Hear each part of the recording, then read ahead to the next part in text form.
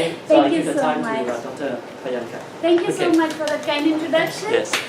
So, very quickly, did any of you attend my workshop last year? No. So this is the very first time you are attending my workshop? Wonderful. So, we will talk about how we can transform you into a storyteller.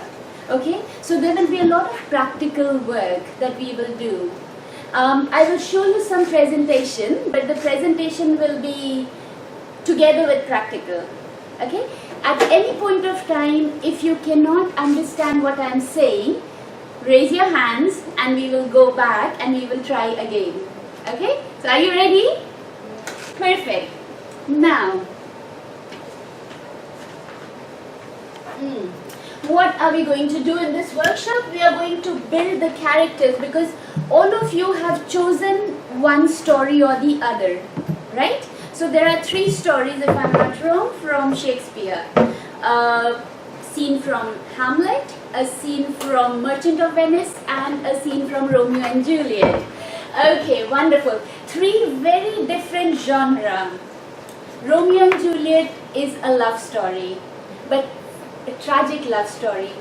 Hamlet is tragedy and melodrama. Okay? Merchant of Venice is tragicomedy. There are in parts tragedy, in parts comedy. So these are beautiful scripts and we will work on a lot of things. We will try to build the characters. We will work with voice because that is what storyteller does, right? Use the voice to tell a story. We will talk about expression, emotion, postures and gestures and why they are important and how you can make your story interesting by changing little bit, adding very little bit, okay? And then we will work with text. I see that all of you have your text in front of you. But what is that text? How do you use it? How do you maximize it? How do you make it work for you? Okay? So, now, you see 2 images. In both, you can identify the storyteller, right? Now, in image A, what do you see? Orally. Speaking orally. Speaking orally. What else do you see in image A? The storyteller hold a book. Holds a book and reading a story to the audience, which is the children here. Now, in image B, what do you see? Storyteller. Yes. Just telling the story using the body. Now, let me ask you this question. If you were one of the children or one of the audience, which one would you enjoy? A or B? B? Yeah. All of you would enjoy B? Why? More vivid. More interesting. More interesting. There is more drama. There is more excitement. It is not just taking a script and reading it, but the storyteller becomes an actor. Okay? Yeah. Now let me ask you a simple question. How many of you can act? How many of you think you can act? Raise your hands if you can act even a little bit. Okay, 1, 2, 3. Good. Can I tell you a secret? All of us can act. Think about it. You are something with your family. You are a different person with your friends. Do you behave the same way with your family and friends? No. No. You are different with your teachers, right? You are different when you go to dancing. You are different when you are traveling in the public transport. Every little thing that you do, you are different. What does that mean? You are acting acting subconsciously. You are not aware, but you are acting all the time. You can mentally map what to tell, where to tell, how to tell. Very important. You don't say everything to your family that you tell your friends. You don't tell everything to your teachers that you tell your family, right? Why? Because how our brains work. So let's start the acting brain, okay?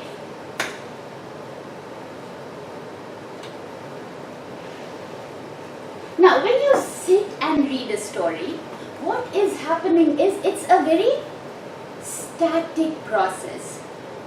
The storyteller is bound by the book. You have a book in hand and you cannot move. You can't do anything. You just have to use your voice or maximum one free hand. That's it. Okay? It works well in some cases where you are sitting with children, you want them quiet, orderly. It's okay.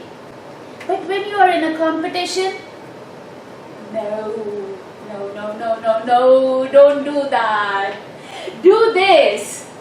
Wow your audience. Okay? Now, how do we use our hands and body and face? There are some rules. Okay? Now, if you observe me, I don't have any script. I prepared this presentation an hour before I came here because I didn't have time, to be very honest. But it's the confidence. You have to build confidence. You have to trust yourself. Yes, I can do it. Okay? So every day in the morning, tell yourself, I can do it. And I will tell you how you can do it. Every story, no matter you are reading a small part or you are reading the entire story, it will have conflict, it will have authenticity, how real it is, and it will have entertainment. If there is no entertainment, there is no point in telling a story. Okay? You don't want to read a story, you want to experience it, you want to live it, you want your audience to feel it. If you are an old woman, you want your audience to feel for the old woman. If you're a young girl, you want the audience to feel that you are a young girl. If you're sad, you want your audience to feel sad with you. And if you are suspicious, you are thinking something, you want your audience to feel suspicious as well, right? You don't want to read a text, blah, blah, blah, blah, blah, blah, blah, blah, blah. We don't do that. Okay? So how do you become one with your story, with your character? There are several things. There is a text which you have in front of you, and then this is you, the storyteller. What are you doing? You're not just learning the text, but you are delivering, you are voicing it, you are acting it out, you are interacting. Because if I'm just talking to the camera, all of you will fall asleep. But I have to make an eye contact with each of you to make sure that you are listening to me. Right? So I am interacting. Always interact with your audience. Don't be scared. And entertain them. Use little things to entertain them. You can use a prop, you can use costumes, you can change your voice and entertain them in any way that you like. Okay? Now, look at the words in red and we will work on these words. We will work on text which is in front of you. We will work on characters that are in the text which you will be portraying. We will work on your voice. We will work on your emotion, what you show from your face and body. We will work on your expressions, because emotion comes from voice, from inside. Expression comes outside. We will work on gestures and postures. how you stand, how you move your body, how you walk, how you enter the stage, how you exit the stage after telling a story. Focus and attention. How do you connect to your audience? Prop and music, if you need one for your script. And of course technology. Like right now I'm using technology. I'm not very confident with using technology, but I have to. Okay? Now, all of you have your text in front of you, right? Now, I will ask each of you to read 2 lines from your text. Okay? Shall we start with you? Read any 2 lines. And please choose the English lines because my Chinese is horrible. I can't understand a word. Okay, let's start with you. So I will start with the last paragraph from the English version. Okay. Romeo climbs up onto the balcony. Juliet tells Romeo that her love for him is as deep and endless as the sea. They part from each other. Good night, good night. Parting is such sweet sorrow, and I shall say good night till it is tomorrow. Okay, good. Can you read 2 lines from the text? You can choose any 2 lines.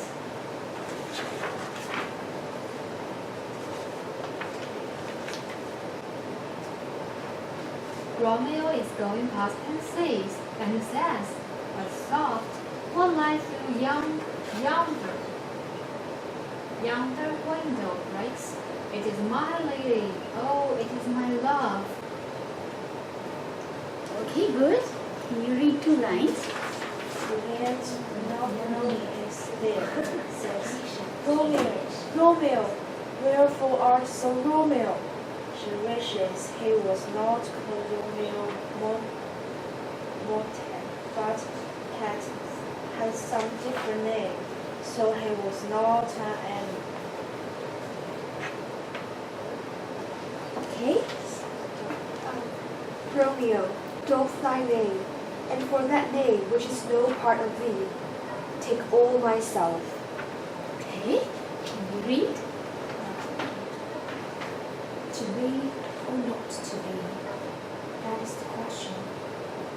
Whether it is nobler in the mind to suffer the slaves and errors of our traitor's fortune, or to take arms against the sea of troubles in my opposing error. Good. To pay face with thought, if we will fear nothing else, we will fear our revenge.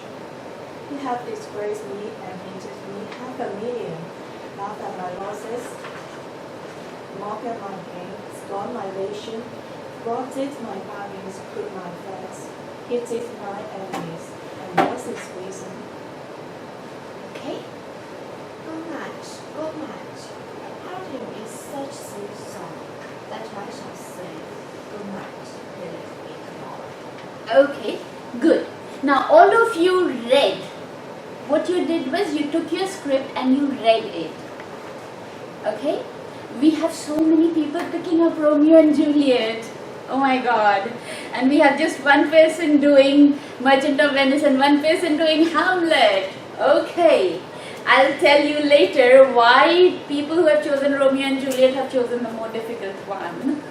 Trust me. It sounds romantic, but it is a very difficult text. And you will learn why. So what we will do is, we will learn about something called subtext. Subtext is something that is in the story but not written.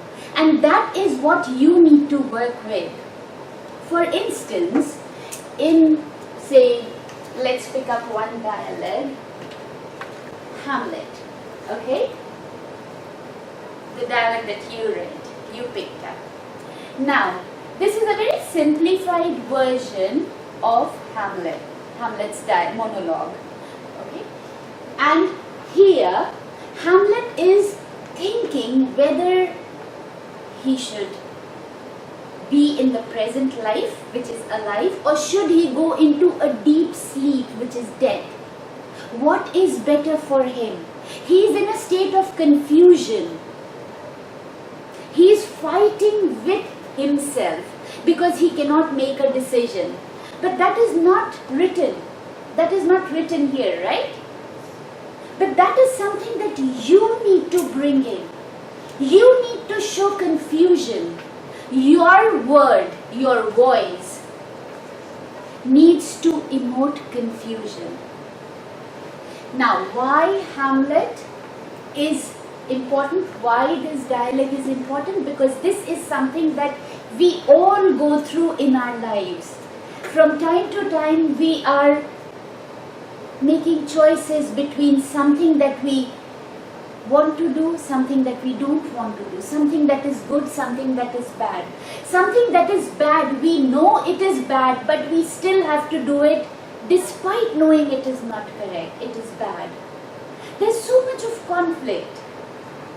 Okay? But this is just one person's monologue. This is just one character. Once you internalize the character, once you become Hamlet, once you think like him, once you walk like him, you will be able to deliver it easily. There is no second character. I don't know about the Chinese text, but at least in the English section, there is not a second character. There's just one person, Hamlet, saying all the lines. So if you get the emotion correct, if you get the state of confusion, anger correct, all the delivery becomes in the same flow. Okay? Now, second text, Merchant of Venice, Shylock. He is my favorite character. Among all of Shakespeare's characters, he is my favorite. He is not a hero. But is he a villain? What does this dialogue or this monologue say? It is just his words that I will take revenge, I will kill you, I will get a pound of flesh from you because you have taken my money and you have not returned. So essentially you have wronged me and I must get revenge from you. It can be delivered in different ways. It can be delivered in anger because Shylock knows he is right, or it can be delivered in a way that audience feels bad and feels that Shylock is correct. You can either make the audience the jury and tell them that I need this, or you can question them. You can put it as a question to them that, can't I get this? What is my mistake? If somebody took my things and I want it back, then where am I wrong? Make the audience think. Same monologue, but two different delivery. One makes the audience angry at the actor. Second, makes the audience feel bad about the actor and sympathize with the actor. As a storyteller, you can decide, what do you want? Do you want Shylock to be not so negative, or do you want Shylock to be a strong negative character? That's your decision. Okay? But the subtext that we are talking about is the underlying emotion. Something that is not there in writing, but that you need to bring. Romeo and Juliet. And why that is difficult? At least in the English section, I heard three voices. Juliet, who is saying this? You have a Romeo and you have a narrator. Do you think it's easy to do three different voices and three different characters with three different emotions? When, as a woman, you express love, it's different than as a man when you express love, because your expressions change. A man's expression for love is more powerful. A woman's expression for love is more delicate. And then there is a narrator who is very neutral. He's neither Romeo, or she's neither Romeo nor Juliet. a simple, straight character. And with that, we change voice. Now, we are going to do a little exercise. Okay. How many of you can change voices?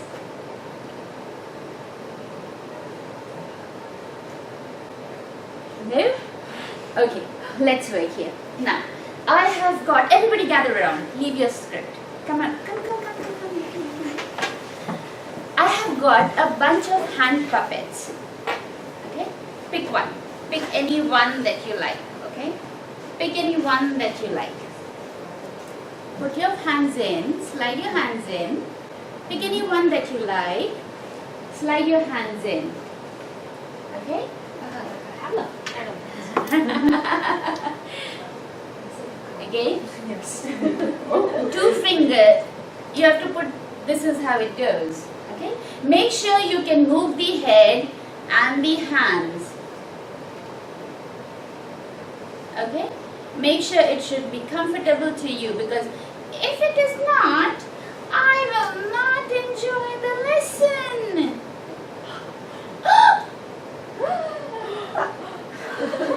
Okay? Now, this is not my exercise, this is exercise for all of you. I want all of you for 2 minutes to sit down and look at the puppet. Give your puppet a name. Vic. Any name. You can give your puppet any name, and then we will play a game. Okay? Go back to your seat. Look at your puppet. Get familiar with your puppet. Love your puppet. Your puppet, give it a character. Make it naughty, make it shy, make it quiet, make it angry. You can give it any emotion, any character that you want. Okay? You also have to do one more thing. You have to give your character a voice. That is not your voice. You can make your character a little nasal. You can give your character a husky voice. You can give your character a stammering, squeaking voice. You can give your character a southern voice. Any voice that you want, okay? Get your character, get your toy into a voice. That's not your voice. It has to be something different.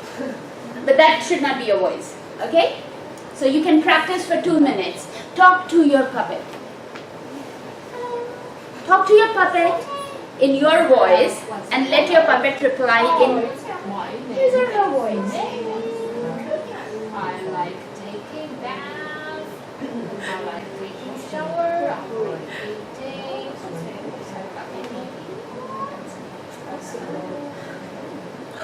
Try.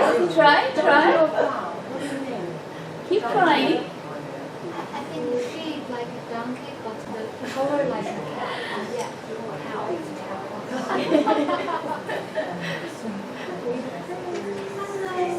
Hello, cow. What's your name? Why name? Nick. Nice to meet you. What's your name? Thinking. What do you like? I like this grass. But I like eating. What? I don't like eating. Okay. Now, stop. Now, what I want you to do is, you will come one by one. You will introduce yourself, who you are, and you will introduce your puppet.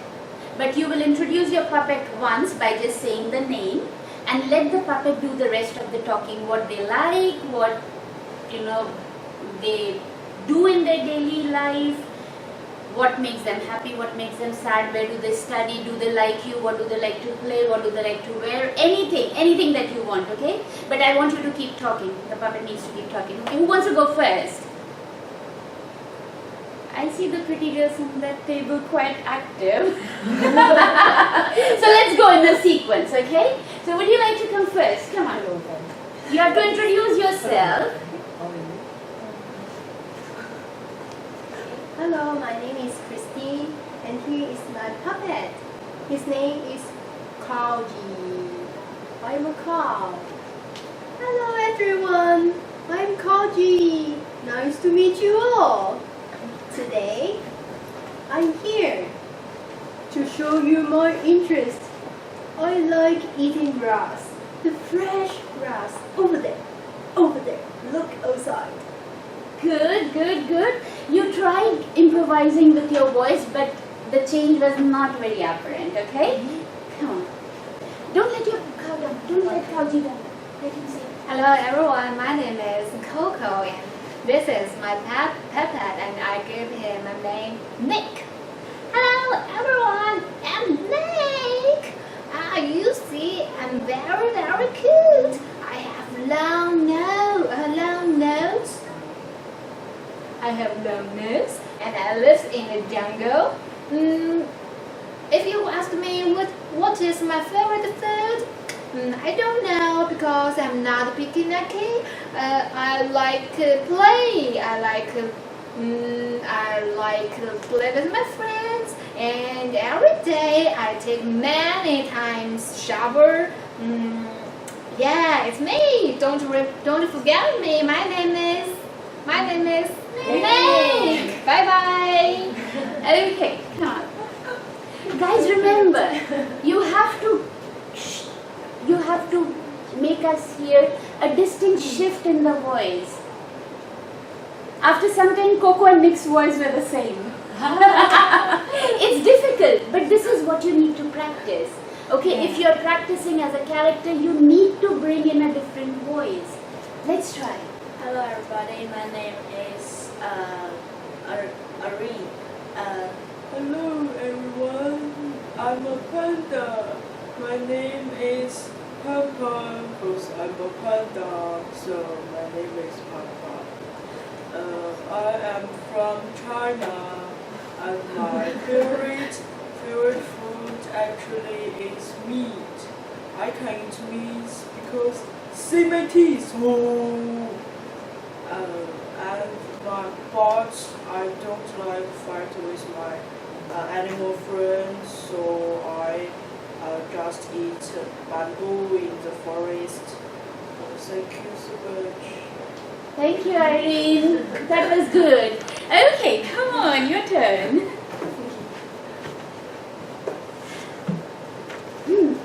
So, hello everyone, I'm Christy, and this is my friend, Froggy.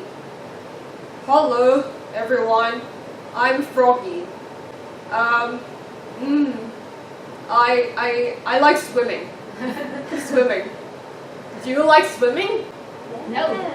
Now you guys have to respond, and they have to respond in their voice, not your voice, okay? What? You don't like swimming? Yeah. How come? I will take it back. I don't like swimming. I don't like to move. There are still water. I live in the river, but I don't like to swim. I don't like to move. Oh my gosh. Swimming is so great. How come you don't like swimming? Huh? Thank you. So what did we just see? We saw an improvising drama. There was a conversation. It was not supposed to go that way, but it went and it was so much fun, right? Okay, now your turn. Come on.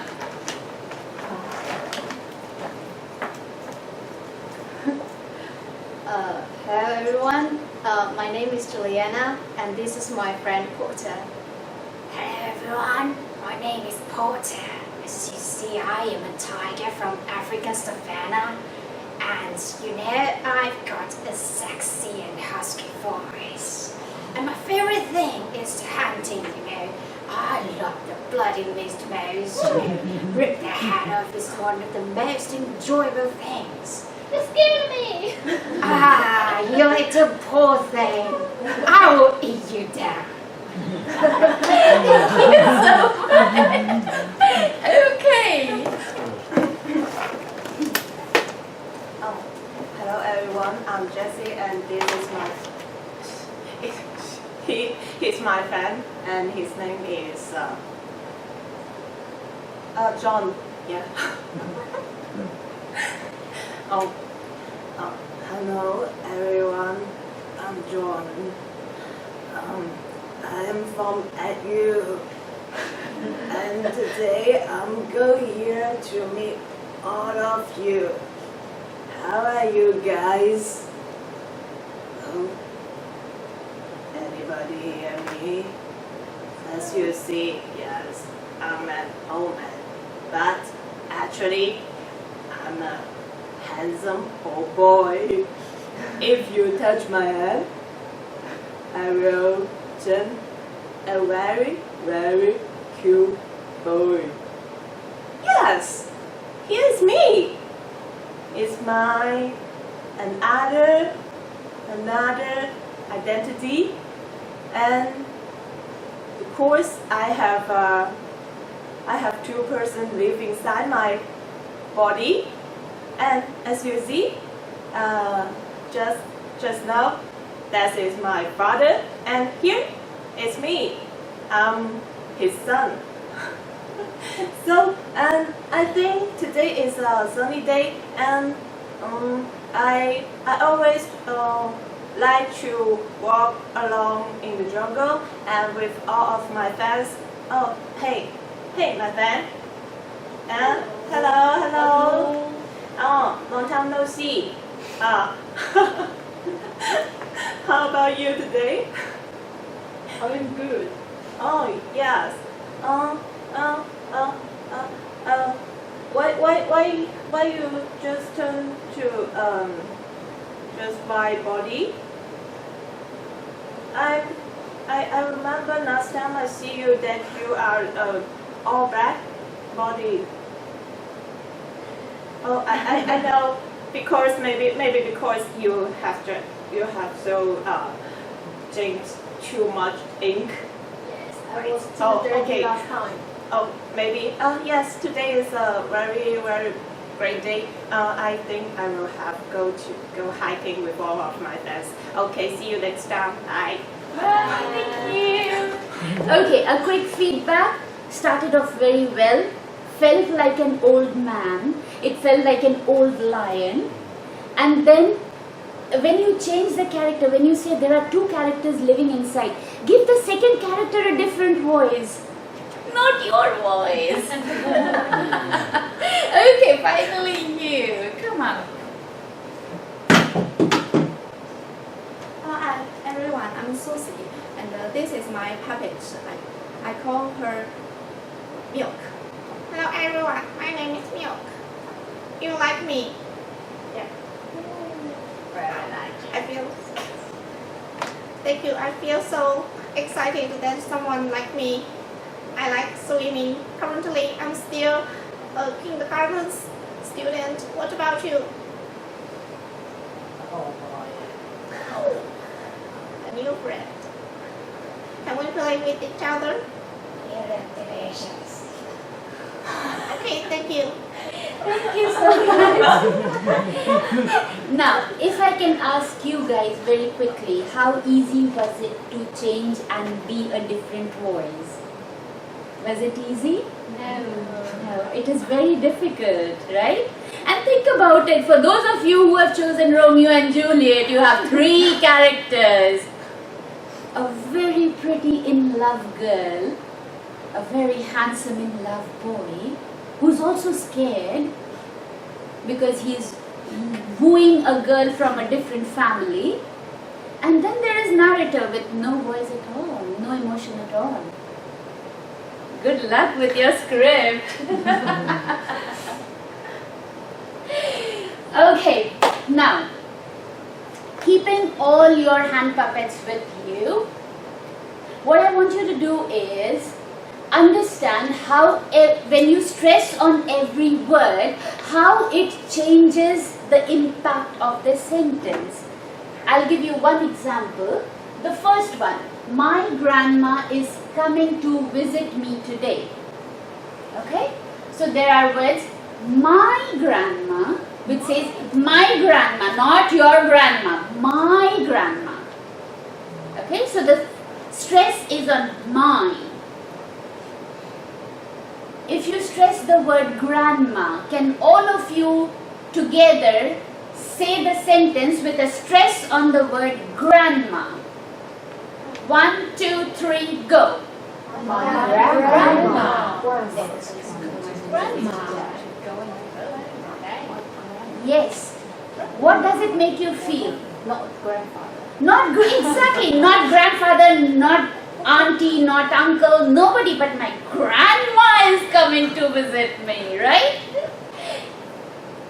My grandma is coming to visit me.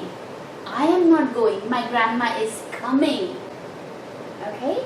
That means she does not stay here, she's coming to visit me. Not my mom, not my dad, not my sister, not my brother, but me. My grandma is coming to visit me today. I have to clean my room, I have to clean my clothes, I have to iron, I have to polish, I have to make sure everything is alright because my grandma is coming to visit me today. You see how stressing every word makes you feel different. There is a different emotion. One is pride. My grandma is coming to visit me. Another one could be surprise. My grandma is coming to visit me. Okay?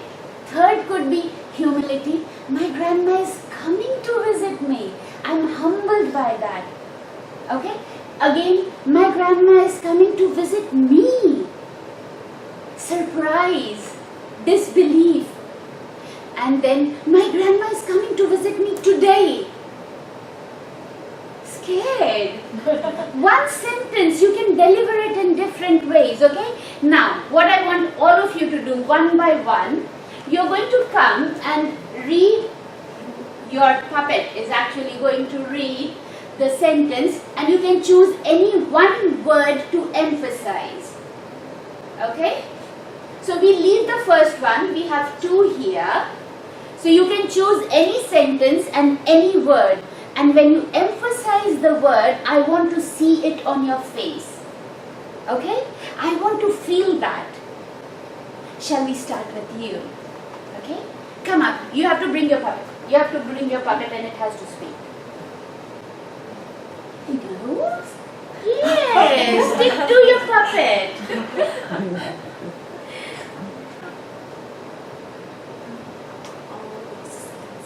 Not the first one. First one is gone. That's cancelled. Second and third, okay?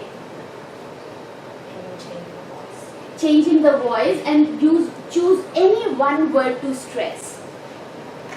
My grandma is coming to visit No. me today. No. First one cancelled. Only 2 and 3. Just these 2. It was a very dark and stormy night.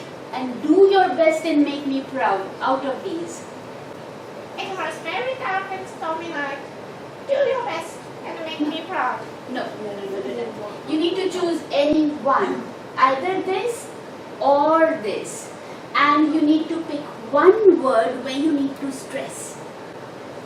Okay. Let's try again. It was very dark and a stormy night. Which word did she emphasize? Can we do it more? It was dark. It was very dark and a stormy night. Good. Very good. Come on. Your friends need to see your emotion. It was very dark and stormy. Good. She emphasized 2 words. Dark and stormy. Very good. Come on, Juliana. Better. I choose the third one. Okay. Do your best and make me proud. Very good. What did that make you feel? Somebody is being very bossy and demanding like most mummies. Do your best and make me proud. If you get an A, good for me. If you get a B, bad for you. Very good. Come on, Sissy.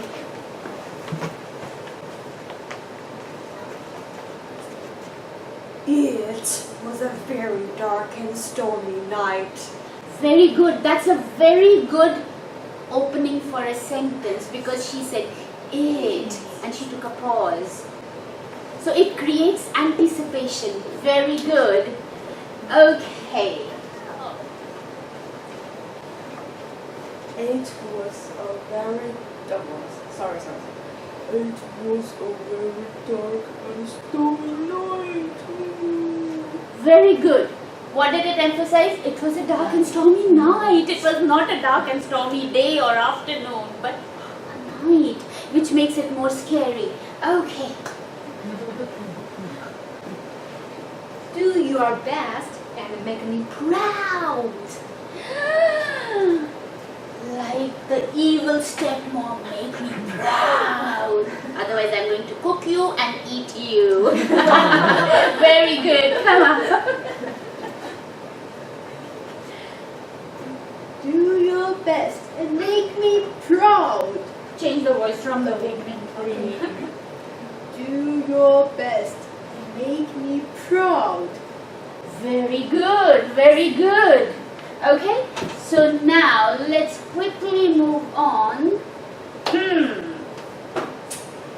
Now, I want you to take a minute and read both the sentences. There is no punctuation mark, no comma, no full stop. Okay, and then I'll tell you what you need to do.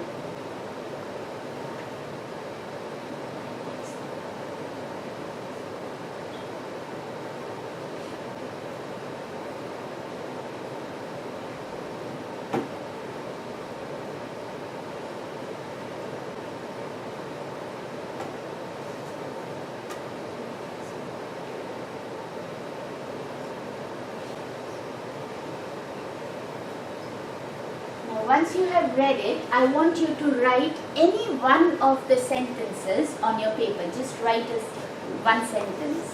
One of these, any one. Write it down.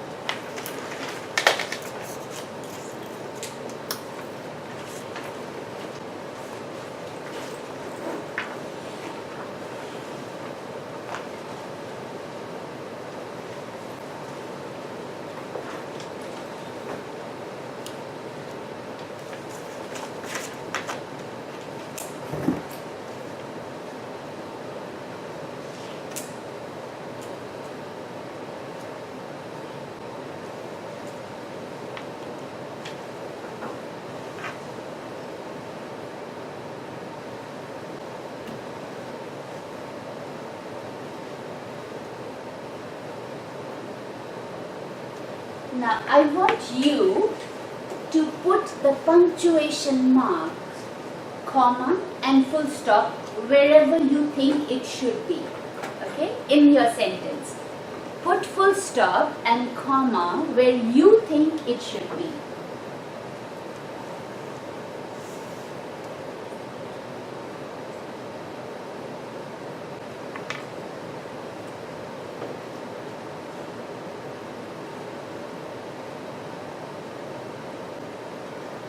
You can put 1 comma, you can put 2 comma, you can put 3 comma. Okay? As many commas and full stops as you want. But once you have done, put your pen down. Okay?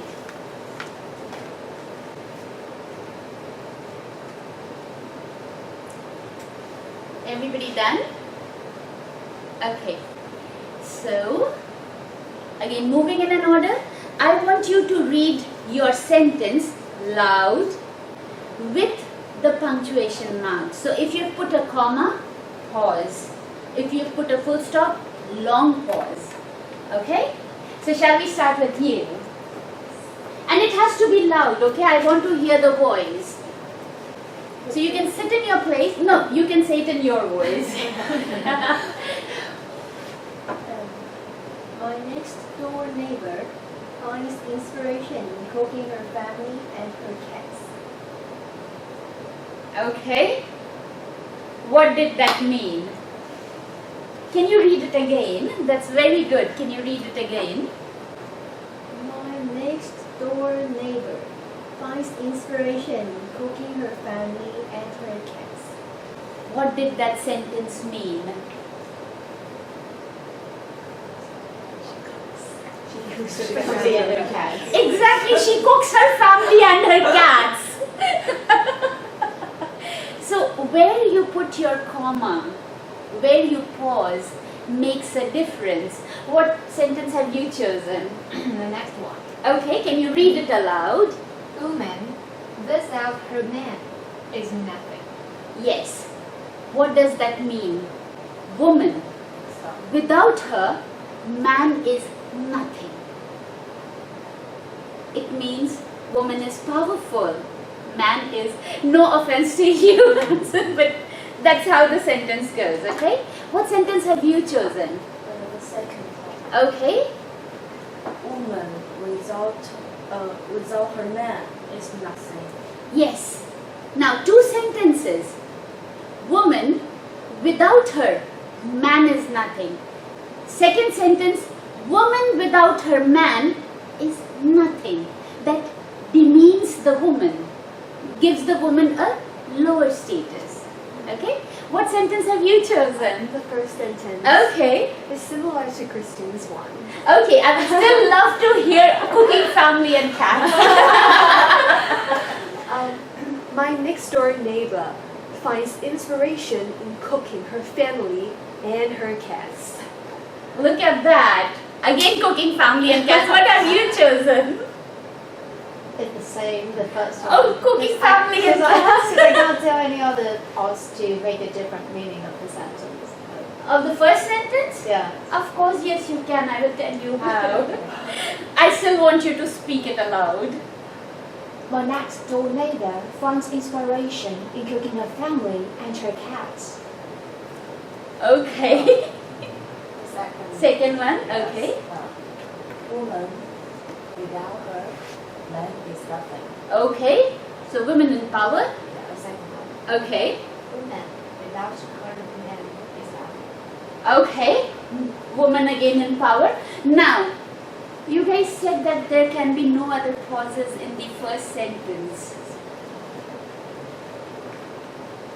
My next door neighbor finds inspiration in cooking, her family, and her cats. So the inspiration is in cooking, from her family, and from her cats. There is no killing, no eating. Okay, so where you pause makes a difference. Now, I want all of you to look into your script that you have chosen. Pick any one sentence, read it with a pause where you think the pause should come, okay? Any one sentence. Pick it up and read it.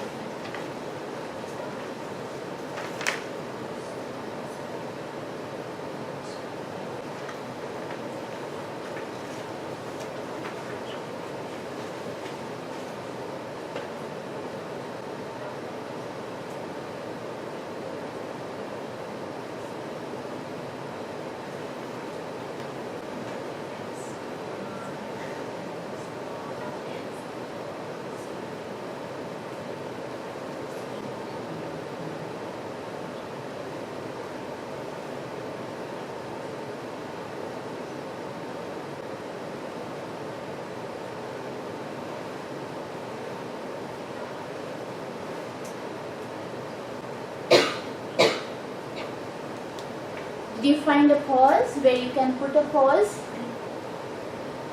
If you have,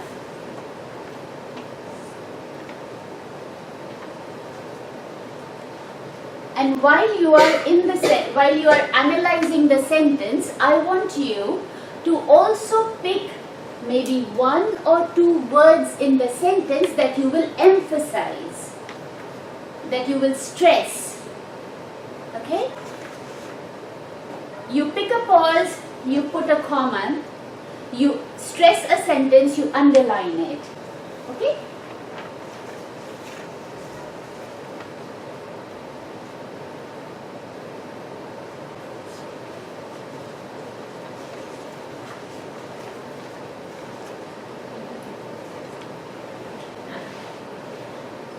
Ready?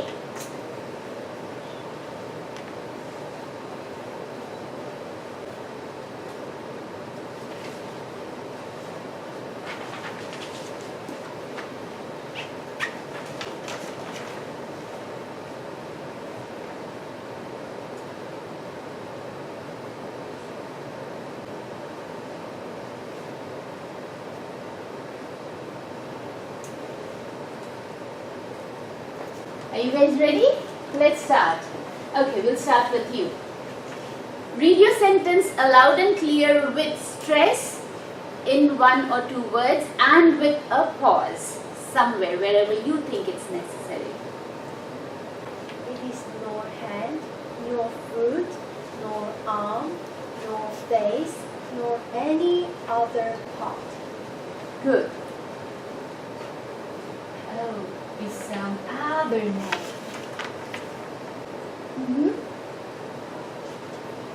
Delicious, he was not called Romeo Montague, but had some different name, so he was not an enemy. Good. Retain that dear perfection which he owns without that title. Very good. To sleep, perchance to dream, hard is the rare, for in that sleep of death the dreams may come. Good.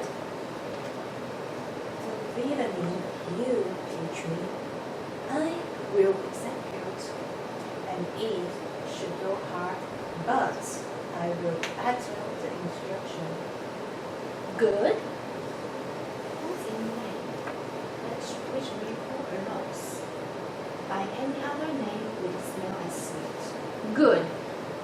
Now, this was a good starting exercise with your script. This is called breaking down the script. Okay, so the author has put some comma, has put some pause, which is natural pause according to what the author thinks. Right? But that may not be comfortable with you, that may not bring out the subtext or the emotion that you want in the character. So you, as a storyteller, can add more pause. Sometimes the pause can be a little longer, but not as long as a full stop. It can be a little longer for the dramatic effect. And always remember, the voice, when you are speaking, if you have pulled your voice up, start with an up and take it gently down. Don't pull your voice up and start low, because that will be a big drop in the voice and that may go against the drama in a storyteller's voice. Okay? So, when you are reading your text, when you are preparing for the competition, hear what your voice is, how your voice is moving. Okay. Now, character. As we were saying, you have 3 versions of Shylock from Merchant of Venice. Which one do you think evokes sympathy for the character? Which image makes it arrogant? And which image makes it villain?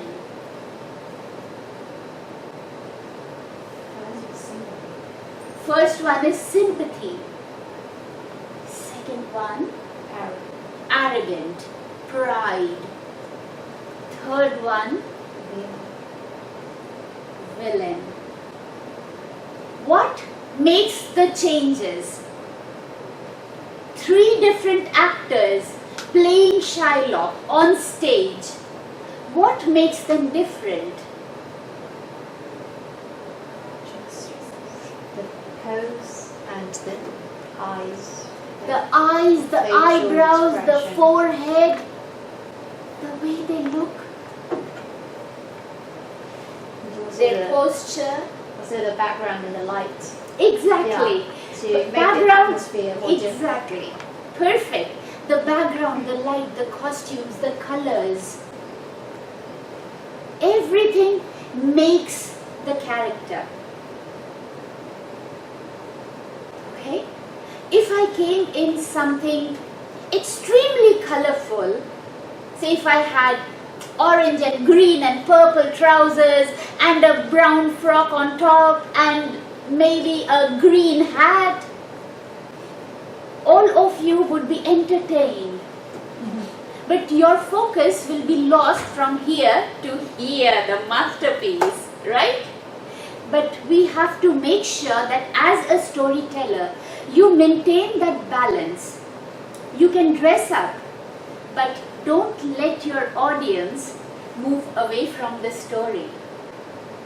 Because end of the day, your story and the way you tell it will win you the competition, not your costumes. Costumes may contribute little bit. It may help you build the character, but it will not help you win the whole competition by itself, okay? Also, you are in 2019. You are picking up a text that was written years ago. How will you portray your character? Will your character, or will the costume that you choose, your mannerisms, will it be traditional, classical, or will it be modern? Because everything has a difference. Modern person, people of today, you observe how they walk, how they talk, how they feel, is different from what was there maybe 100 years back. The level of confidence, the style of walking, the mannerisms would be very different, not the same. So when you pick your character, you also need to be sure in your mind that are you a modern day Juliet? Are you a modern day Romeo? Or are you a traditional Hamlet? Are you a classical Shylock? Who are you? Okay, so now this is an exercise that you have to do when you are free from this lesson. You have to write down, maybe make a note of the character. What is the age of the character? How old do you think your character should be? Is your Juliet 17? Is your Juliet 23? Is your Juliet 31? Status. What is the status? In the story, is she a princess? No. She is just a nobleman's daughter. If there is a princess and a queen, they will be of a higher status, right? Setting. You have to create that imaginary setting. Where are you telling your dialogue? When you are saying your monologue, are you standing on top of a castle? Are you standing in a dark, dark cave? Are you standing in an open road? Are you standing in an auditorium? What is your setting? Where are you saying? Time. Is it night? Is it day? Is it cloudy? Is it rainy? Is it cold? Is it warm? Because everything matters. If it is cold, there will be a little shiver in your voice because you're cold. You're not hot. If you're hot, there will be more movement because you're trying to air yourself while you are speaking. Okay? Era, again, what I said. Are you a classical, traditional character or are you a modern character? Is your character new or is your character from the past? What do you want? And this is not what Shakespeare wants. This is what you as a storyteller, as in the competition, will have to build. Maybe we have, 1, 2, 3, 4, 5 of you taking up Romeo and Juliet. But everybody's Romeo and everybody's Juliet could be different. That will add the flavor. That will make it nice. Mood. Do you want your audience to laugh? Do you want your audience to be scared? Do you want your audience to feel sad? What do you want? What is the setting? What is the mood? And then, what should be the voice? Will Hamlet's voice be same as Shylock's voice? Will Shylock's voice and Romeo's voice be the same? Will Romeo's voice and the narrator's voice be the same? Because when you speak, when you read something, the audience cannot understand who is speaking if it's just one voice. So you need to change it, and you need to change it quickly. Pace. In some parts of your monologue, you have to go very, very slowly. But in some, you have to hurry up. Now, if I'm not wrong, you have 10 minutes to finish that, which is way more. Trust me, it is a lot of time. So you can pace yourself. How fast, how slow. Where do you pause? Where do you stop? Where do you create the tension? Everything goes on the pace. Volume. Do you speak slowly? Or should you raise your volume so that everybody can hear you? I'm not sure if you will get a microphone. No, good. Practice without a microphone. That's what we are supposed to do as storytellers, okay? Gesture, posture. Do you sit and tell a story? Do you stand and tell a story? If you're standing and telling a story, are you the character or are you just the storyteller? Because if you are the character and you are playing Shylock, your body has to behave like Shylock. Your body has to emote either sympathy or your body has to emote villainy. People should either like you, hate you, love you, feel bad for you. It's all there in our hands. It's all there in our body. It's all there in our legs. But whatever you do, please remember that unless you speak to all your audience, some of them will sleep. We don't want that happening, do we? No, right? Movement. Now, if there is a microphone in front of you and you are telling a story, you can't move too much. All you can move is your torso and above, and your hands, but your legs are stationed because you can't move. But if you don't have a microphone, the good part is you can move. You can come close to the audience. You can move away from the audience. You can walk slowly to create that tension. You can use yourself and the whole space as your stage to act. Okay? Now I will play a little game to show you how you can use your stage in a good way. Okay? So I need one volunteer, one person to come up. Come up. Very good. Now, I want you to talk about yourself to everyone. And first I want you to stand in one place and talk to everybody about yourself. Myself. Yeah. Good afternoon, everyone. My name is Jessie, and I'm from Guangzhou, and my major in EDU is MPBG, Master of the Public Policy and Government. Okay, Chrissy. Now what I want you to do is exactly the same thing. While saying it, I want you to move once there. Then I want you to come back here. Okay? While saying. Leave your hands. Make your hands free. Introduce yourself. While you are speaking, you move close and then you come back. Do it. Everybody, very closely watch Christy's gesture. Yes, and my hobby is go out with my family and we will have any trouble. Come back. While speaking, come back. Very clear. Now, very good. Stay here. Stay here. What just happened?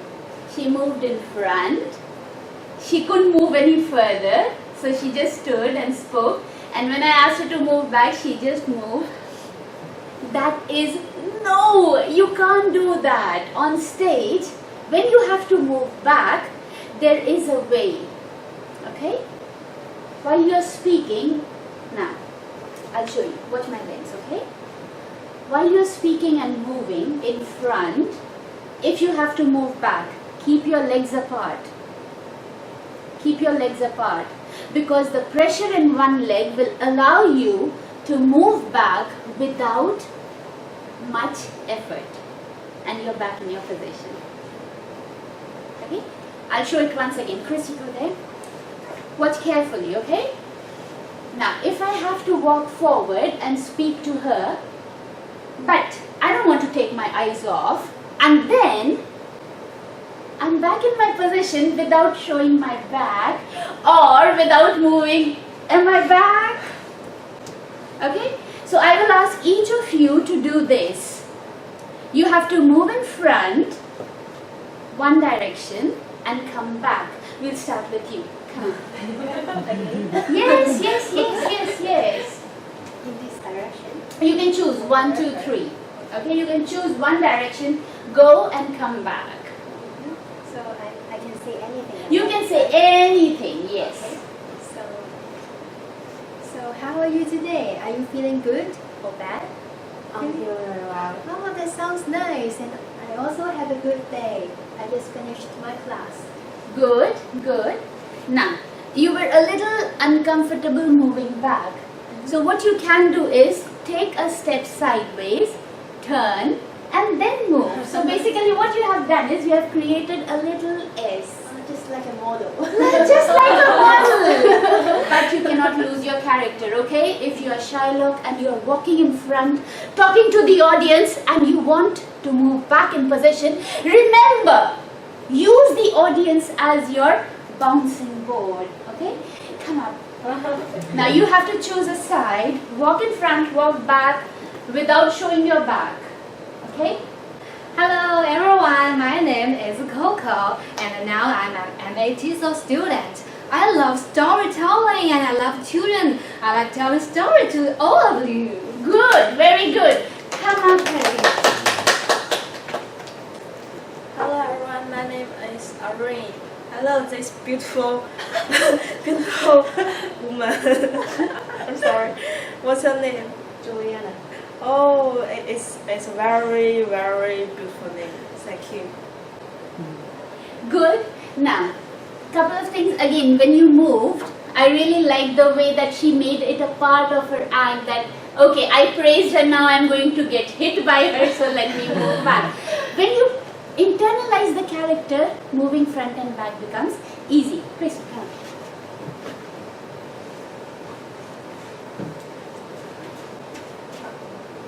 So, hello everyone, my name is Christy. I like swimming, and how about you? I like watching You like watching movies, and how about you? You like sleeping, yeah, I like sleeping as well, and I also like watching movies. Very good, Christy.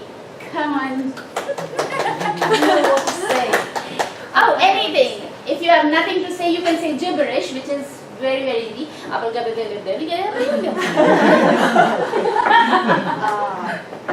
Okay, so I'm going to talk about my idols. Have you anyone heard about Troye Sivan? Do you know Troye Sivan? No. No? Or Taylor Swift? Oh yes. Oh, you know Taylor Swift. How about you? You know Taylor Swift? Oh, Have you ever listened to any of her songs? Okay, I'm the biggest fan of hers. I love Taylor Swift, and you know, right? She's the biggest singer in the world, and I love her so much. Okay, good. There was a little bit of hesitation moving back. Because I'm. It did not feel natural. So what you can do is you can twist your body a little bit. Maybe give yourself a couple of steps here, keeping your head as the stopping pendulum, and you can move back. Okay?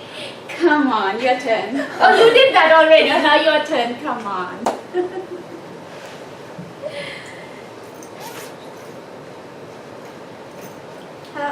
Okay, you have to come back here again. Okay, you start here. Hello everyone, my name is Susie. My major is English language education. It's nice to meet you all here. Okay, Susie, what I want you to do is, I want you to use your hands. And when you are saying, look at one person, and then when you finish the sentence, look at the second person and say, finish the sentence, look at third person and say. Okay, can we try again? Okay. Okay, one more time, Susie. Hello everyone, my name is Susie. I'm Master of Teaching. It's so nice to meet all of you here. Okay, Susie, it will take a little bit more effort. I want you to look directly at her and address her. Come on, let's walk. Walk. So I just walk to her and then go back. You walk to her and say what your name is, okay? Okay, And look at her. Don't look here and there. Look at her in her eyes. okay. Hello, my name is Susie. What's your name? Good, good, good, good, good. Reply. My name is Leslie. Nice to meet you. Nice to meet you too. Now, don't move. First you look, find a target. Who will be your next target? Irene? Okay. Now, she's your next target. Now, look at her. Now, think of a sentence and walk to her from here. Go. Hello, I'm Susie. What's your name? My name's Coco. Okay, it's nice to meet you. Nice to meet you too. Now, from here, you have to go back, right? So, look at Christy and then tell Christy, what is your name? Okay, come on. Speak to from here. Christy. What's your name? My name is Susie. I'm Christy. And then say, hi Christy, nice to meet you while coming back. Hi, Christy. Nice to meet you.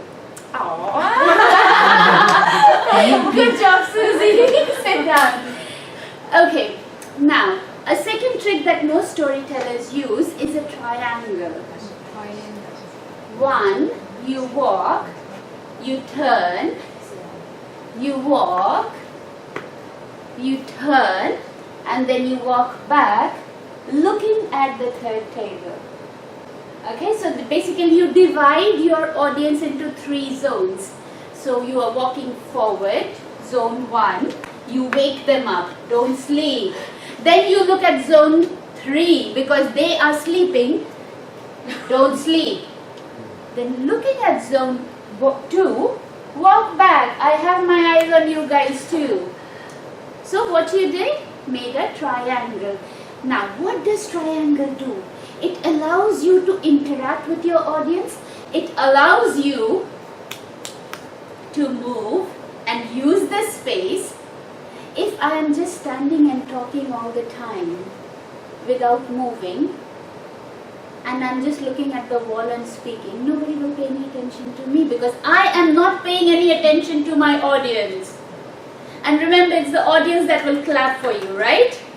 You want them to clap for you, do you? Yes. I didn't hear it. Do you? Yes. Good. So let's involve the audience. Let's not forget them. Okay? And because you don't have microphone, you can move. And because you can move, you can add a lot of drama. Drama in your voice, drama in your body. You can become the character. And you can also have 3 different zones. Now, this is where Romeo and Juliet becomes very interesting because you can talk, you can say all Juliet's lines in one zone. Maybe narrator comes in the middle and Romeo comes on the other zone. So what you have done, you have mentally divided the audience to Juliet, Romeo, narrator.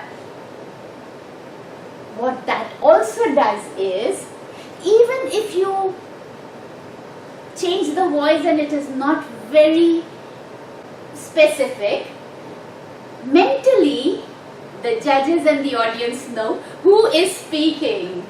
Okay? So be very careful. This is very important. Now, are any of you planning to use props and costumes? Do you want to use props and costumes? Okay. Are you brave enough to use it? Okay. Come up. Hold your script. Do you remember any line from here? No, hold your script. Hold your script. Come on. Come to the center. And read any one line. Now everybody observe, okay? Read one line to the audience. Juliet, not knowing he's there, says, Romeo, Romeo, Wherefore art thou Romeo?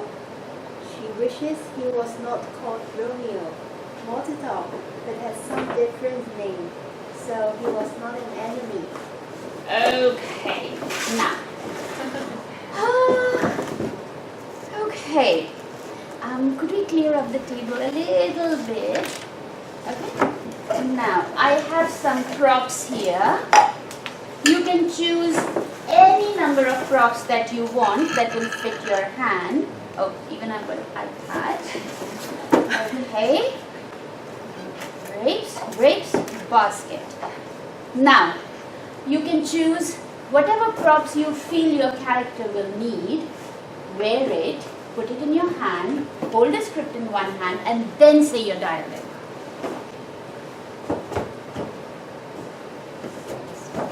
Okay? Say it again.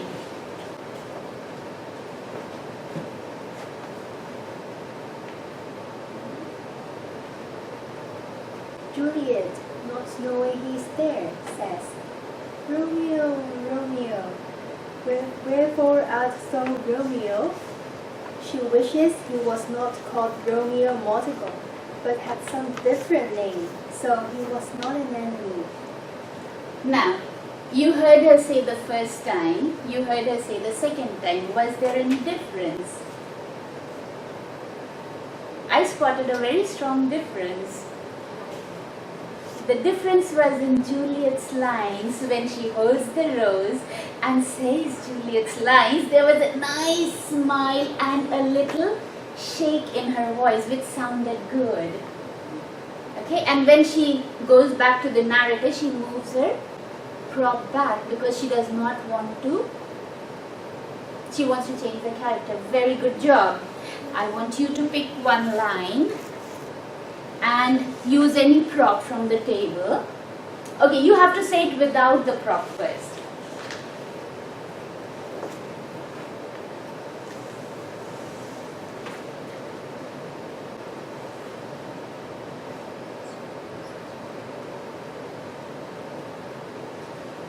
Romeo climbs up onto the balcony.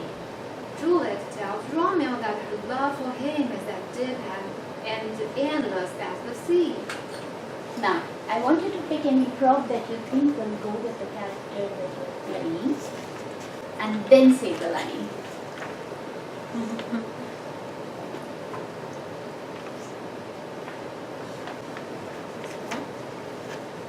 You can put more than one, you can pick more than one.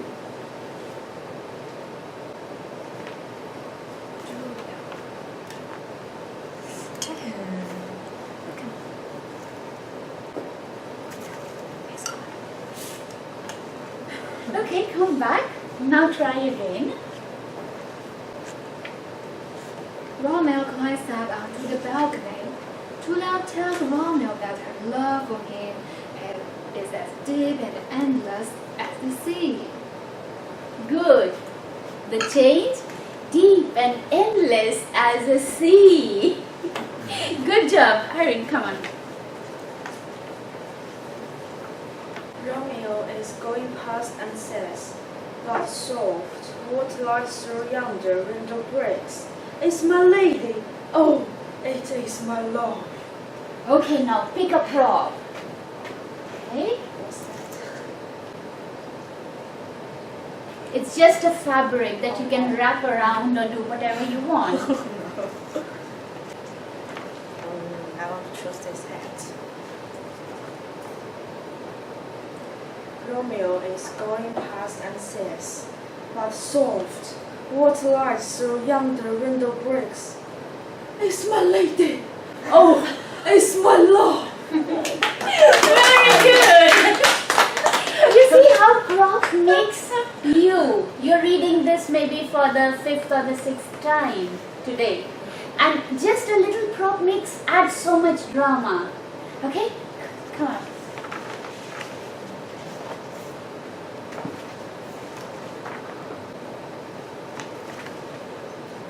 As well. Okay. Romeo, doff thy name, and for that name which is no part of thee, take all myself, Mm-hmm. Where did you use the prop? I'm just trying to. Okay, this is a very good dilemma that all of you will have if you are holding the script. Do you really want to hold the script? Or do you want to keep it open and maybe have two props? One for Romeo and one for Juliet when Romeo says his dialogues, and maybe a cap for the narrator. Think about it. I will tell you a small quick trick on how it can be done. Okay, come up.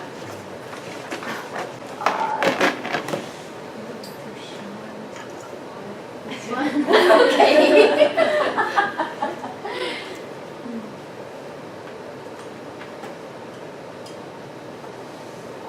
To be or not to be?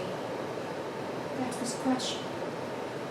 Whether it is nobler in the mind to suffer the slings and arrows of outrageous fortune, or to take arms against deceived troubles, and by opposing and Very good. Very good. The glass was used as a second person with whom she was interacting. Your prop can be your alter ego. Okay? Now come up.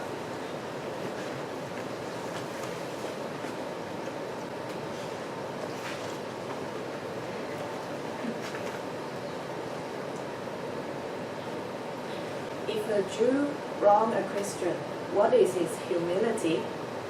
Revenge. If a Christian wrong a Jew, what should his severance be by Christian example? Why? Revenge. Good. Good. Okay, Susie. Come on.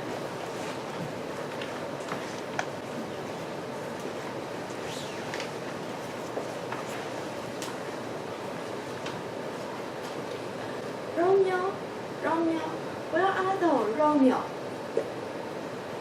Little more. Romeo, where art thou, Romeo? She wishes he was not called Romeo Montag, but had some different name, so he was not an enemy. Okay, good. Not that visible, but we will work on that, okay? Now, what did using a prop make you feel? More open. What else? Another way to express your emotion. Another way to express your emotion. What else? What did it make you feel? Devote ourselves in the story. Yes, push yourself to be part of the story. What did it make you feel? More dramatic? What did it make you feel? More easy to read out the lines. More easy to read out the lines? What did it make you feel?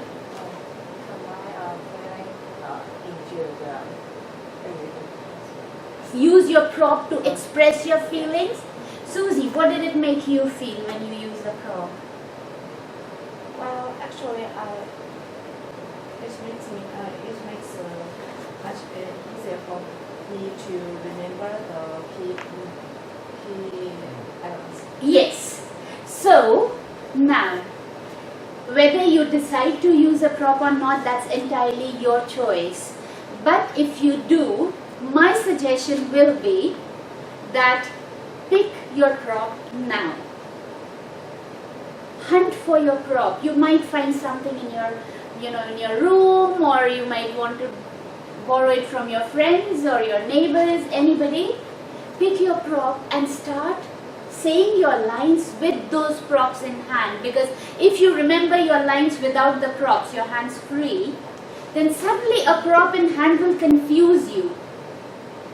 Okay, so don't leave it to the last date. Do it now. Do it tomorrow. Okay? Think of your character. Now, we will do a little game, and this is a group thing. There are 3 different font sizes. I don't know if it's visible. The first 2 lines are to be said in a regular voice. The second 2 lines, you have to compress your voice and go slow. And the last two lines you have to raise your voice. Okay? And we are going to do this as a group thing. Okay? So I will give you a minute to read all the lines carefully and then we will start. And the tempo is, in a dark, dark wood, there was a dark, dark house. In that dark, dark house, there was a dark, dark room. And in that dark, dark room, there was a dark, dark cupboard. And in that dark, dark cupboard, there was a dark, dark shelf. And in the dark, dark shelf, there was a dark, dark box. And in the dark, dark box, there was a ghost. Okay? So 3 different tempos. Ready? At the count of 3, everybody together. 1, 2, 3, go! In a dark, dark wood, there was a dark, dark house. And in a dark, dark house, there was a dark, dark room. And in that dark, dark room, there was a dark, dark cupboard. And in the dark, dark cupboard, there was a dark, dark shelf. And in the dark, dark shelf, there was a dark, dark box. And in the dark, dark box, there was a ghost. Was it dramatic? This is what I want you to do with your script. Third thing you will do. So first thing you will do is every line you will find one word to stress, emphasize and pause. You will do that for every single line. And then you can color the lines where you want to go high. You can color the lines where you want to speak low. You can color the lines where you want to speak flat. Okay? Use 3 or 4 different colored markers and mark the sentences so that you know where you are going high, where you are going low, where you are going slow, where you are going absolutely volume blasting. Okay? Now, these are 3 lines from a film, Castaway, Tom Hanks. I made a fire. When you're talking to yourself, there are 3 different elements here. 1, you're talking to yourself. 1, you're talking to the ocean, the big wide ocean. And 3rd, you are speaking to the universe. You don't have to raise your voice too much, but the amount of stress that you put in your voice makes the audience feel whether you are talking to yourself, talking to the audience, or maybe speaking aloud to the last person in the audience who is yawning and watching his phone. Okay? So we will all try this. I made a fire. I want everybody again to say it together, but as if you are saying it to yourself. Are we ready? 1, 2, 3, go. I made a fire. Good. This is my life. There is a huge ocean and you are telling the ship that is going away in the ocean, this is my fire. Okay? 1, 2, 3, go. This is my fire. Look at my fire. I want everybody to stand up for this. You can't do this sitting down. Okay? Hands free. You are telling it up in the sky to the person who is sitting there who does not listen to you. Look at my fire. I want you to look up, okay? When you say this. 1, 2, 3, start. Look at my fire. Now, standing again. We'll do this once again. 1, 2, 3, go. Line 1. I made a fire. This is my fire. Look at my fire. Good. Did you feel the power inside you? The change in the power inside you. Right? That is another thing that you have to do. Where do you bring the power? It comes from your stomach. It comes from your breathing. We don't breathe correct. I want everybody to put your hands on your stomach and then take a deep breath in and let me know whether your stomach goes in or comes out. Breath in. Breathe in. Breathe out. Okay. What happens when you breathe in? Stomach goes in or comes out? Comes out. How many said comes out? Raise your hands. 1, 2, 3, 4, 5. Okay. For you it goes in, right? For the two of you. Now that is, you are wrong. It has to come out. Think of your stomach like a balloon. When you put air inside the balloon, it blows big, right? So the stomach should come out. When you blow air out, it has to go in. And that is when the next exercise is, I want you to say all the 3 sentences in a regular voice, but breathing out. Don't stop. Okay? One example. I made a fire. This is my fire. Look at my fire. I didn't breathe in, I didn't breathe out. I just said it in one breath. And as I said the last sentence, body shrinks. Okay? We'll all try this together. All 3 sentences. I made a fire. This is my fire. Look at my fire. Take a deep breath in, everybody. Breathe in, breathe in, breathe in. And hold it. While holding it, say this. 1, 2, 3, go. I made a fire. This is my fire. Look at my fire. Belonging to the universe. So saying long sentences becomes difficult when you are not breathing properly. Okay? So everybody, I want you to, whenever you have time, breathe in, breathe out the right way. Because that will help you with your sentence. That will help you to say long sentences and pause at the right spot. Otherwise you will be pausing, hand talking, hand pausing, hand talking. And that will kill the thing. Sit down, everybody sit down. Okay. Now, I want all of you to copy these sentences, write it down, and practice. This is just for practice. The first sentence goes, and it always starts with an O. The O can be different O's. It can be O. Oh. Oh. Oh. Depends on what emotion you put to the sentence that is following. Okay? Oh, now I understand. So that O goes, oh, now I understand. Oh, I can't wait. Oh, I'm disappointed. Oh, what a surprise. Oh, that is great. The sentence is positive, that's great, but I just made it negative. Oh, that's great. Your dress is better than mine. Fine.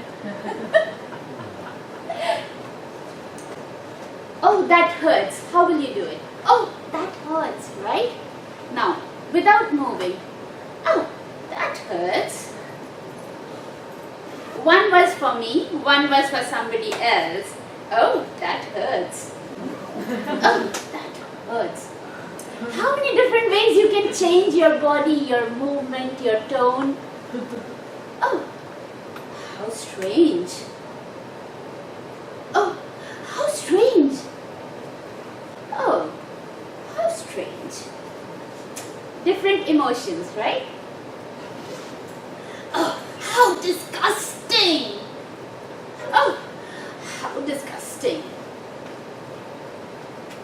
Oh, how disgusting! Right? One little phrase can have so many different impacts. Oh, poor little thing. Oh, you poor little thing. Oh, you poor little thing. See? Oh, you cute little thing. You cute little thing. You cute little thing. I just made it sleazy, right? So I want all of you to, whenever you have time, stand in front of the mirror and say these lines. In how many different ways? If you can, record it. Bye, Susie. All the best. Record it, okay? Because every time you record, you get a different feeling. Now, moving on to the next one. These are fun. How many of you love tongue twisters? And why is tongue twister important, especially for Shakespeare? Because you have words that are not used in the day-to-day world. We don't use it now. It was used when Shakespeare was writing his script. Not today.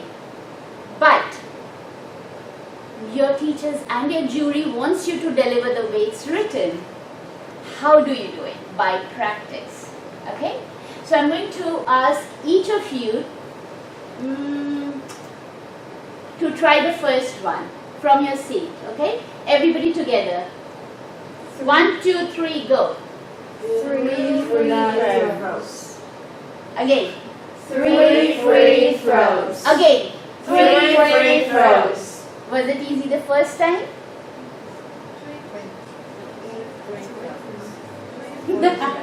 If you think that was easy, start with good blood, bad blood. 1, 2, 3, go. Good blood, bad blood, good blood, bad blood. Circus crowns round around town with round crowns. Which watches Again, I heard a lot of people struggling here. 1, 2, 3, go. Which wristwatches are Swiss wristwatches? Yes. Now, let's make it even more interesting. Okay, the first two lines. 1, 2, 3 together. A big black buck bites a big black bear. Made a big black bear big blood. 1, 2, 3, second line. There is no need to light a night on a light night like tonight. I thought a thought, but the thought I thought was not the thought I thought. Okay, let's make it even more interesting. Okay, the first sentence. 1, 2, 3 together. Imagine an imaginary imaginary. Once again and faster. Imagine an imaginary All the words lying left, right, center. Okay, the classic one. Everybody together. 1, 2, 3, go. She sells seashells on the seashore. The shells she sells are seashells on shore. So she sells seashells on the seashore that the shells are seashells. Not easy, right? It gets even better. Okay, let's give it a shot. Ready? Take a deep breath. Take a deep breath. 1, 2, 3, go. Peter had picked a packer, steal a pipe of cake. If Peter had picked a packer,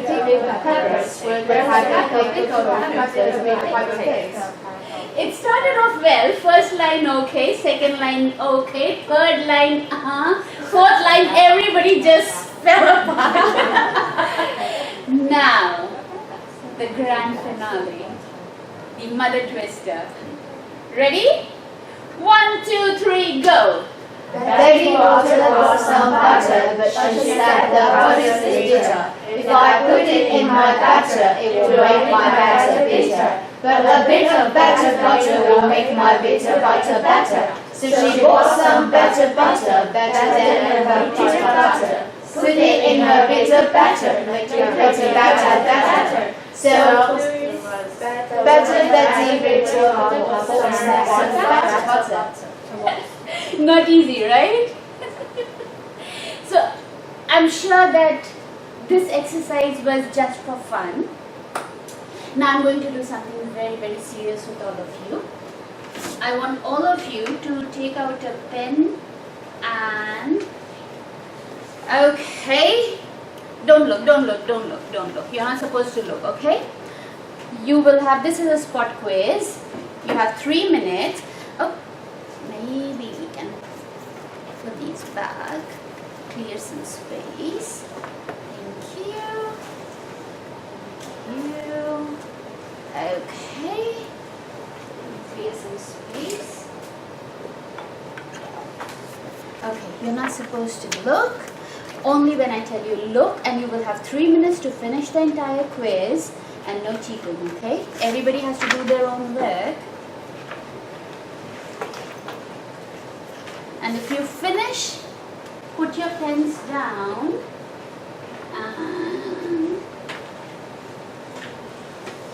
Okay. Would you like to try one too? Okay. No peeking right now, okay? I will put my phone on timer. Everybody will have 3 minutes. Okay. And wait. Timer. Okay. Your time starts now. Turn your paper and start.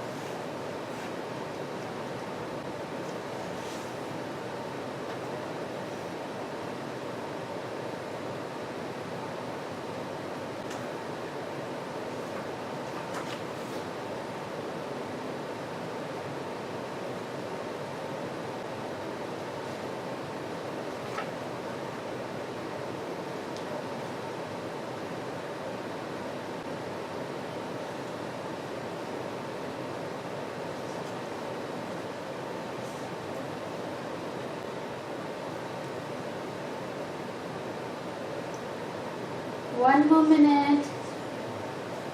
One more minute. One more minute.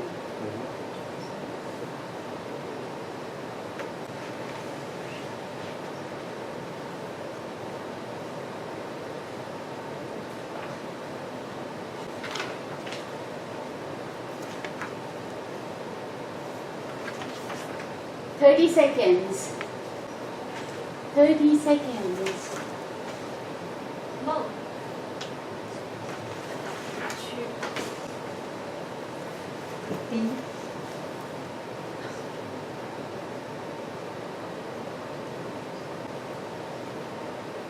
10 seconds. 10 seconds.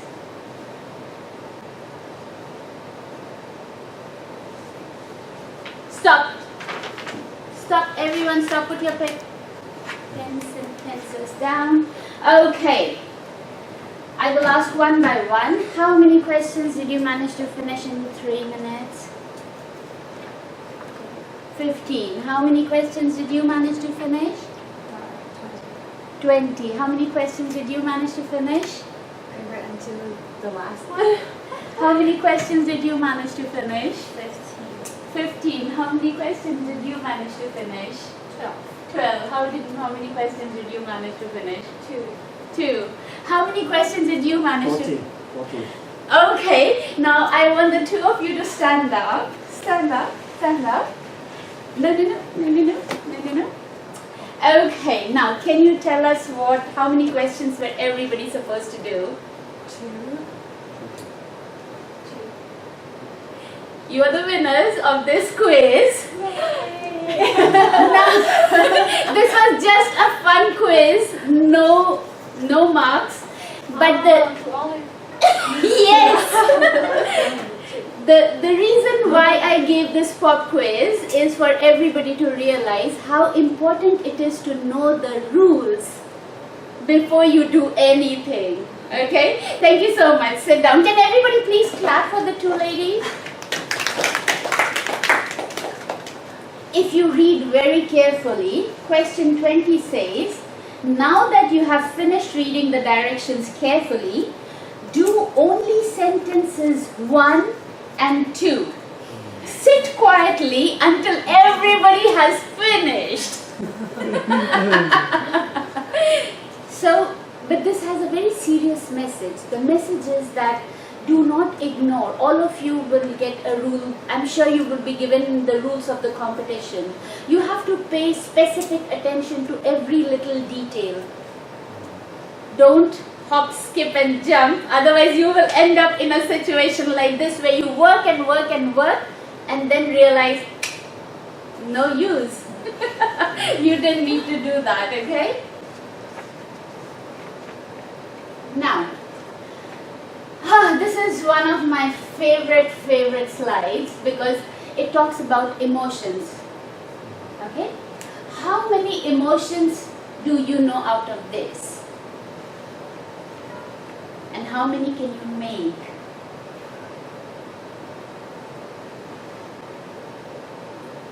Okay, let's play a quick game. Come on, everybody together, okay?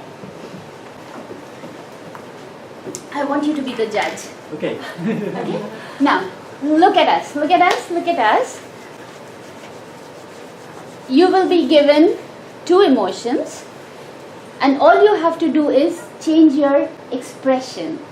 1 is happy, 2 is sad. Okay? Now, you will be responsible for telling them happy, everybody has to look happy. When you say sad, everybody has to look sad. Okay? And you can make it slow or you can make it quick. Happy, sad, happy, sad, happy, sad. Okay? And both of us will keep an eye on each of you. So first thing I want you to do is take a deep breath. Close your eyes, take a deep breath. Breathe out. Open your eyes, no expression on your face. No smile, no sad, nothing. Okay? Ready? Sad. Sad. Happy. Sad. Sad. Happy. Sad. Happy. Sad. Happy. Happy. Happy. Sad. Sad. Happy. Happy. Happy. Sad. Sad. Happy. Happy. Sad. Thank you. Stop. Okay? Now, standing there, was it easy? No.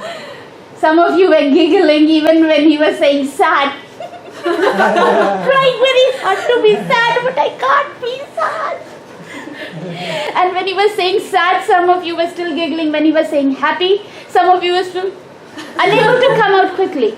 Now, what is important is how do you change character? Because in your lines, when you are angry, when you are sad, when you are happy, when you are sly, how do you change it quickly?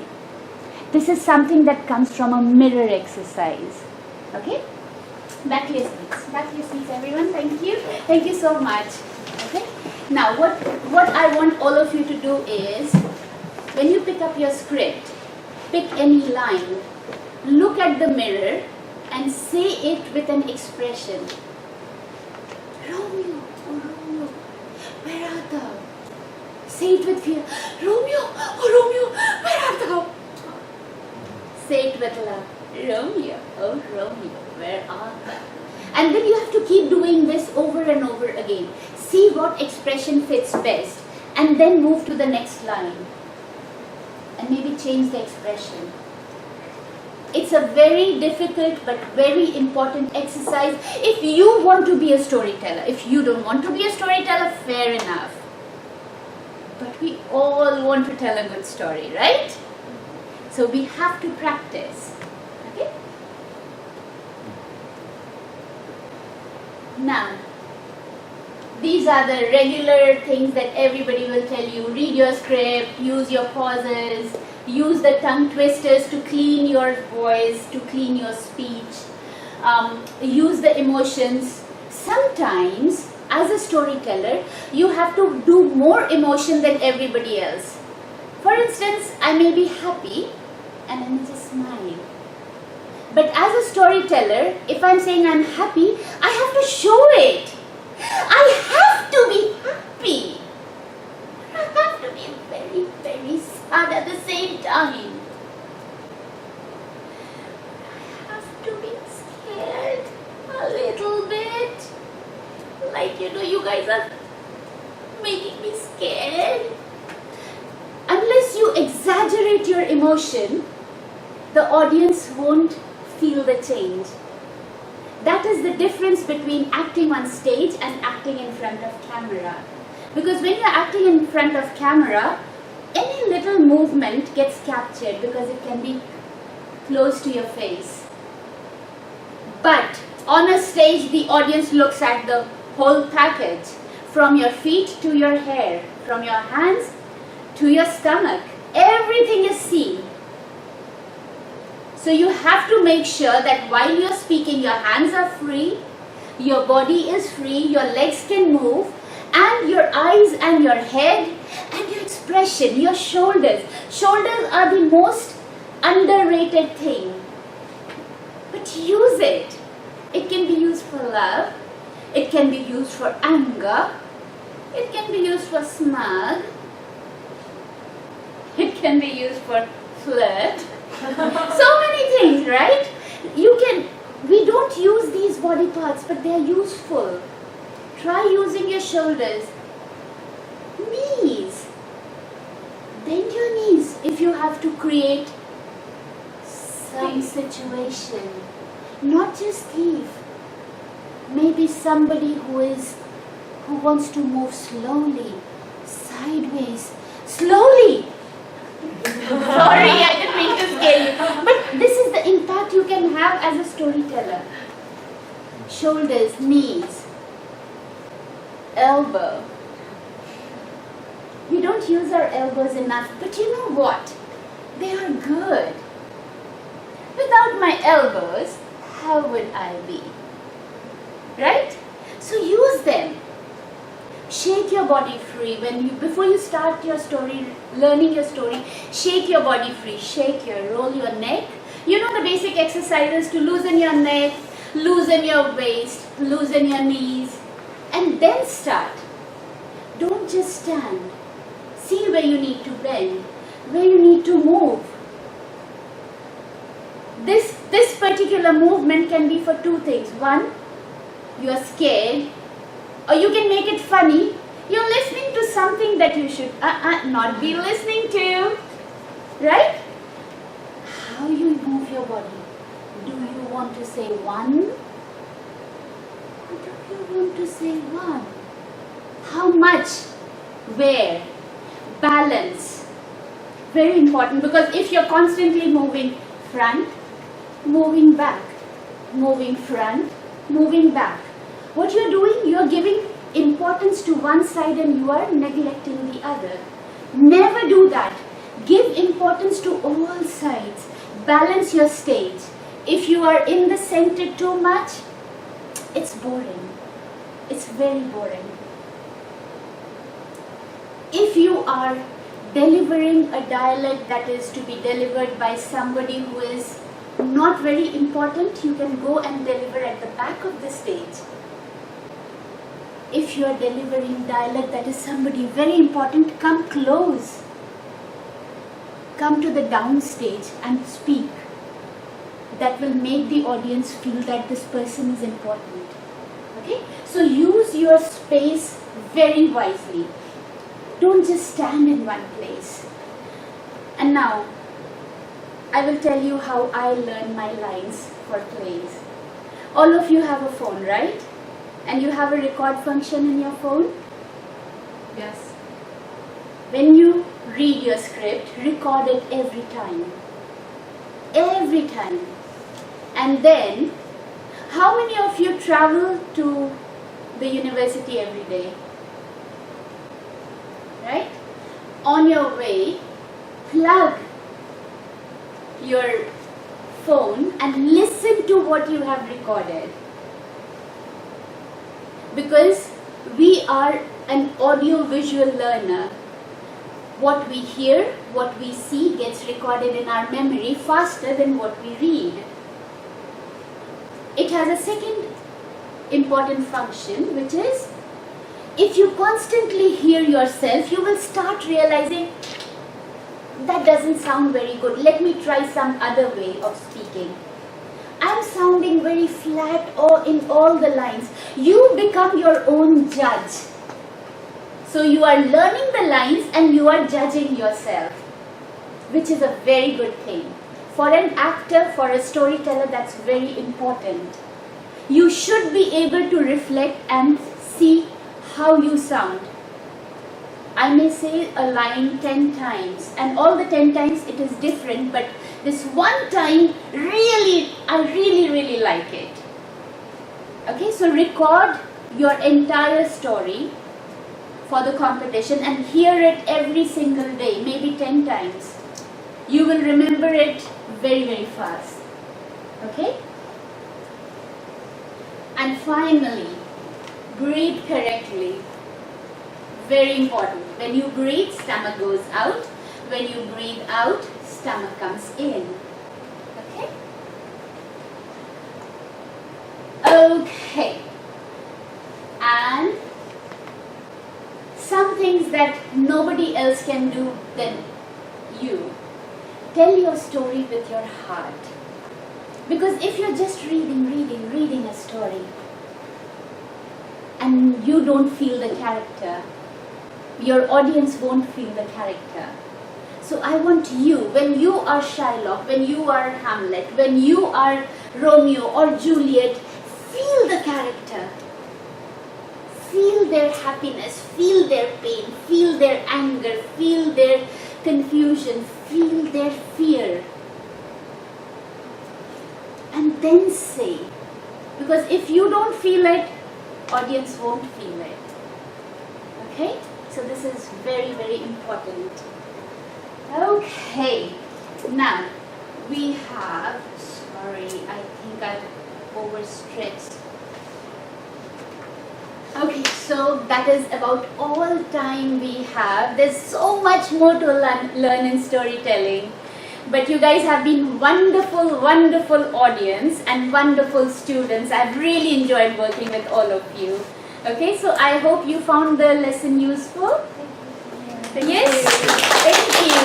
Do you have any questions? No? Okay, yes. One question. Yes. So actually, if we use a lot of props, it means that we have a lot of things on hand. So would you suggest us to put it on a chair? On the floor? Yes. Now, I don't know how your setting will be. Okay? For me, I would normally have a little table or a stool. But then, whatever I use, I have to practice walking and picking things up because it should not feel like I'm going there, picking it up and then saying my lines. That will be very awkward. Let me give you a small example. So these are my two props. I keep one here and maybe one here. Okay? I am delivering a dialogue. I don't have any prop in hand. I have to pick my first prop to say the next dialogue. While speaking, interact with the audience and find a way to pick up your prop. It should be part of your act. It should not feel like I have said my dialogue, now I am finding a way to pick up my prop and then I will speak to everybody else, okay? Sorry, it was a little late. That will be awkward. That will evoke comic feeling, but it won't be, it will kill your storyline. So make it a part of your act. Make sure that whatever you do, if you need to speak, hold your prop. Hold it. Pick it up with confidence wherever you want to place. Okay? But practice. Don't keep this for the last moment. Don't say that, okay, I have these two props and I will find a place and put them. Or I will hold it. Even if you need to hold it in your hand, you have your armpits. Shove one in, use the second one. Why do we have armpits? We don't use them. We have to. Okay? Find a way to internalize them, to make them your own. Whether you're playing Romeo or you're playing his Juliet. Find a way to use it if there's nothing to put. So also go and see where you're going to perform. Very important. Okay? Any other questions? No? Okay, good. So, can we have a group photo? Thank you.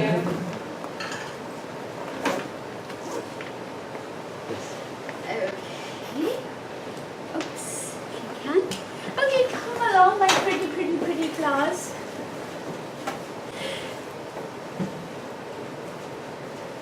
It's ready. Oh, Okay, I'm I so need it. sorry. Okay. 1, 2, 3. Okay, another one. 1, 2, 3. Okay, thank you. Thank you.